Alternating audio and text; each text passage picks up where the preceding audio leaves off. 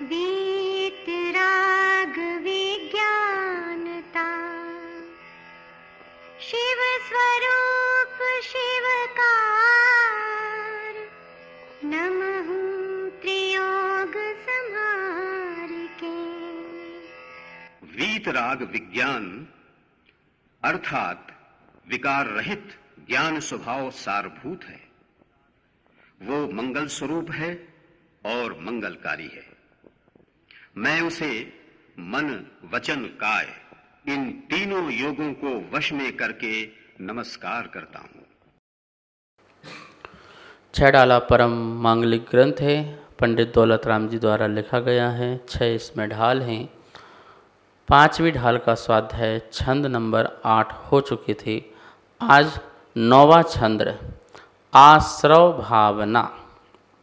सभी जानते हैं आश्रव किसे कहते हैं? कर्मों के आने के द्वार को आश्रव कहते हैं।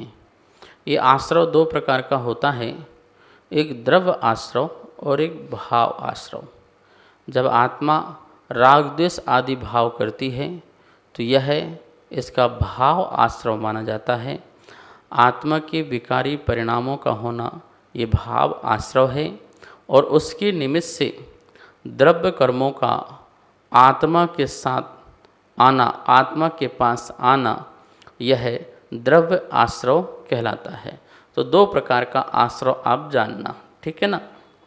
एक मेरी चेतना का विकार, चेतना विकार मतलब गुणों का विकार। वो गुणों का जो विकार है, जैसे कि राग रूप आत्मा का होना, जैसा कि द्वेष रूप आत्मा का होना, मोह रूप आत्मा का होना, कसाय रूप आत्मा का होना, ये विकार है। और इस विकार के कारण हमें उत्कृष्ट जो संयम है उसकी प्राप्ति नहीं होती है। तो बोले इससे भी क्या होता है, ऐसे कार्य करने से आश्रव होता है। तो पहले आत्मा ने आश्रव किया, भाव आश्रव, और उसके निमित्त से जो प्रगति प्रदेश आदि जो कर्म हैं उन कर्मों का आना होता है। प्रगति कर्म अर्थात जो कर्म जिसकी जो स्वभाव है, जो काम करती हैं, ज्ञानावर्णी ज्ञान को ढांकने का, दर्शनावर्णी दर्शन को ढांकने का, तो जो प्रगति रूप कर्म हैं और उनका उतनी संख्या में आना, ये क्या होता है, आश्रव होता है। आश्रव कषाय और योग के निमित्त के मिलने से जो है आश्रव होता है। अब ये आश्रव की भावना जो है कैसी है, इसके बारे में पंडित दौलत राम जी ने 9वां नंबर का छंद बताया है। आप अपनी पुस्तक में ज़रूर निकाल लीजिए, ठीक है ना, और इसको सुनना। उमागढ़ की आवाज़ में अपन सुनते हैं इस छंद को सबसे पहले। जो जोगन की चपलाई, ताते वे आश्रव भाई, आश्रव दुख कार घनेरे, बुद्धिवंत तिन्हें निर्वेरे। बहुत सुंदर छंद यहाँ पर आपने सुना। जो योगन की चपलाई, ताते हैं आश्रव भाई, आश्रव दुख कारे घनेरे, बुद्धि बनते तिन्हें निर्वेरे। एक एक शब्द का पहले अर्थ देखिए। जो योगन की, योगों की, चपलाई, चपलाई चंचलता है, ताते उससे है होता है, आश्रव आश्रव होता है। भाई हे भव जीवो, भाई मतलब यहाँ संबोधन है, हे भव जीवो। आश्रव दुखकार, आश्रव दुख को दायक है, दुखदायक है। घनेरे अत्यंत, आश्रव अत्यंत दुखदायक है। बुद्धिवंत, इसलिए बुद्धिवंत बुद्धिमान तिन्हें उसे निर्वेरे दूर करें। इसलिए जो बुद्धिमान लोग हैं उन्हें दूर करें। बुद्धिमान दूर करें, हाँ बुद्धिमान ही तो करेंगे। जो बुद्धिमान नहीं हैं, जो बहुत ही अज्ञानी हैं, वो इसे कैसे दूर करेंगे? जिनको ज्ञान होगा कि देखो इससे कर्मों का आश्रय होता है, ऐसे काम करने से कर्म का आश्रय होता है, तो हम ऐसे कार्य न करें। यहाँ पर आश्रय का कारण बताया योग। योगों की चंचलता, मन की चंचलता, वचन की चंचलता और काय की चंचलता। मन की चंचलता मतलब क्या? ये जो द्रव्य मन है ये चंचल हो रहा है। यद्यपि इनकी चंचलता में कषाय निमित्त है, बिना कषाय के निमित्त अपने योगों की चंचलता नहीं होती है, ठीक है ना। 10वें गुण स्थान तक योगों की चंचलता में निमित्त जो है वो कषाय हैं, और जिसके कारण आश्रय होता है और वह बंध को भी कारण बनता है बाद में। तो मन में जैसे हम कोई विचार हैं, कुछ सोच रहे हैं, मन में जो भी हम सोच रहे हैं किसी के बारे में, भोगों के बारे में, भोजन के बारे में, भविष्य के बारे में, भाग्य के बारे में, जैसे ही हम कुछ सोच रहे हैं तो ये द्रव्य मन की चंचलता है, और इस द्रव्य मन की चंचलता से आश्रय होगा।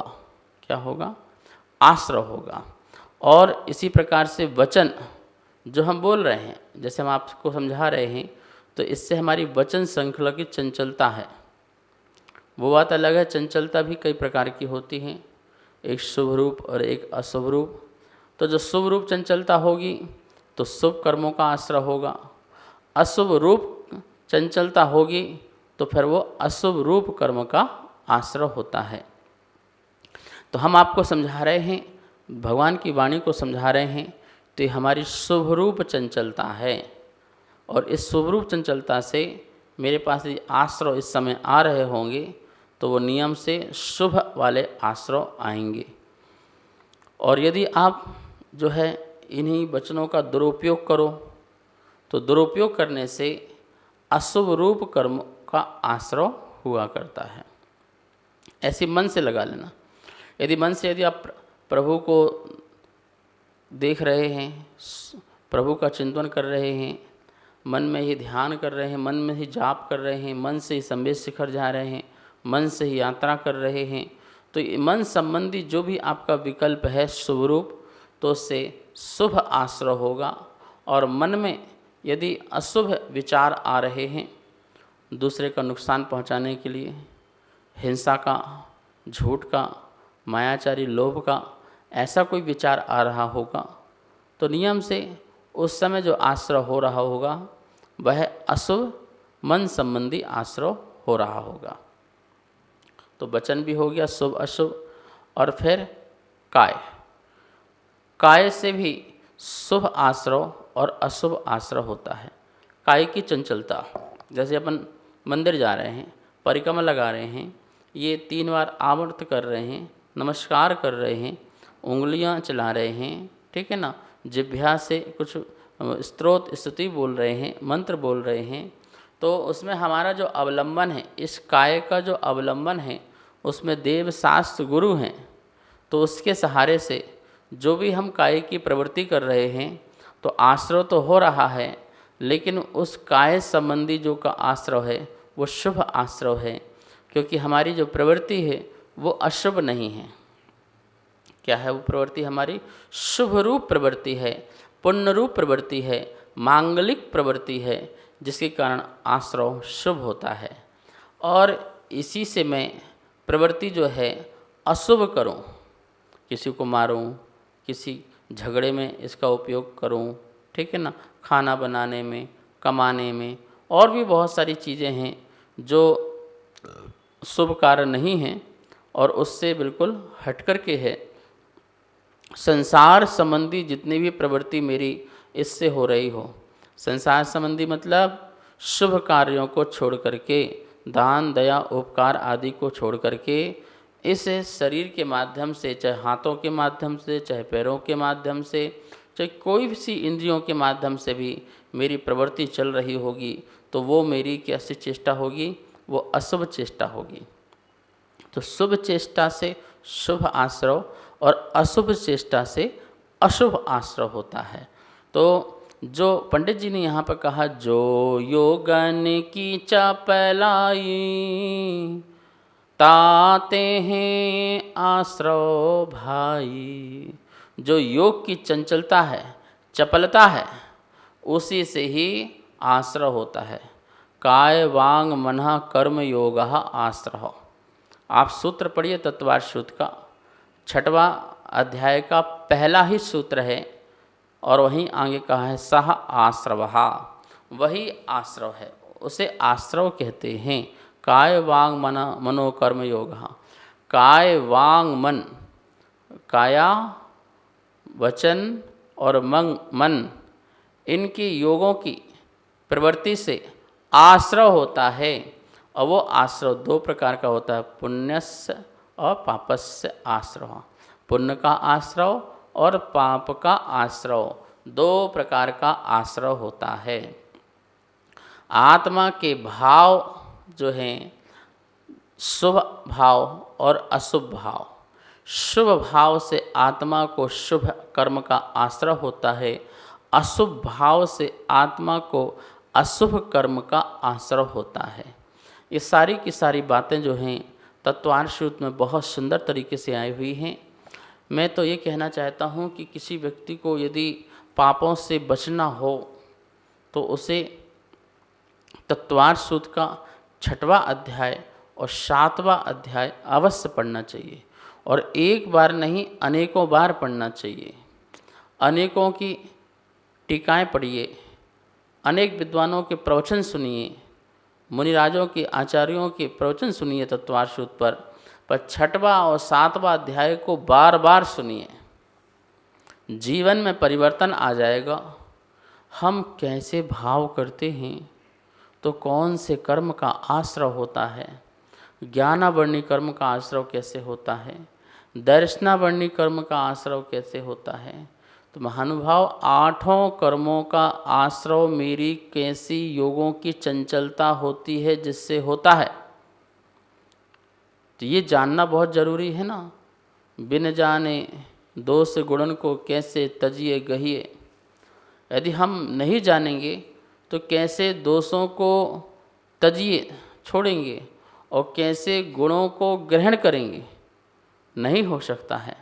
इसलिए ज्ञान की बहुत ज़रूरत पड़ती है।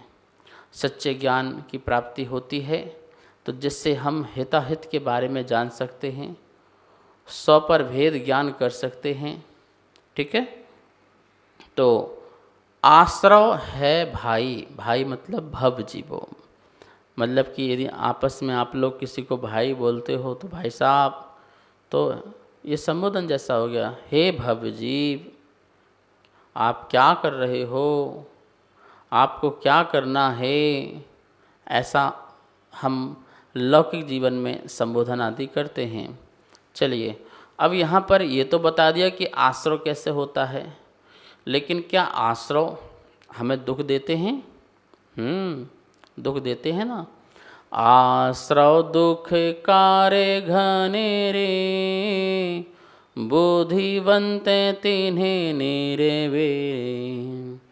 आश्रव जो हैं दुखकार घनेरे, घनेरे अत्यंत बहुत दुखकार दुखदायक हैं, दुख को देने वाले हैं। जो भी आश्रव होगा वो तुम्हें दुख देगा ही देगा। अब यहाँ पर ज्ञानी जीव ने ये खुलासा नहीं किया कि शुभ आश्रव भी क्या दुख देगा, क्या अशुभ आश्रव ही दुख देगा कि शुभ आश्रव भी दुख देगा। महानुभाव, दुख क्या है पहले तो ये समझो। आकुलता का नाम दुख है। जिन चीज़ों से आकुलता उत्पन्न होती है उसे आचार्यों ने दुख की श्रेणी में गिना है।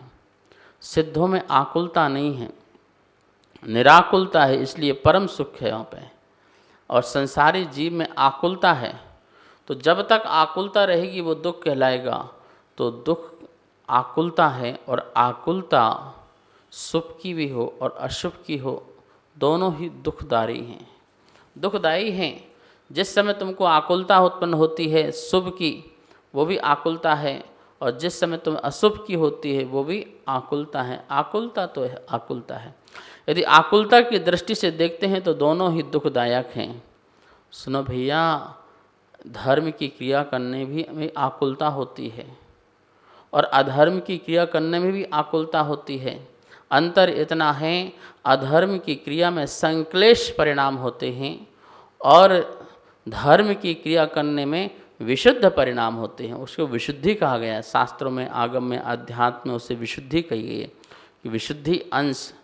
ठीक है, तो ऐसे विशुद्धि अंश हमें प्रकट करने होते हैं, क्योंकि यदि हम नहीं करेंगे तो हमारे पास दूसरा रास्ता नहीं है। सिर्फ संक्लेश परिणाम ही होते रहेंगे तो घनघोर पाप होंगे और जिसके कारण दुर्गति के हमें जाना पड़ेगा।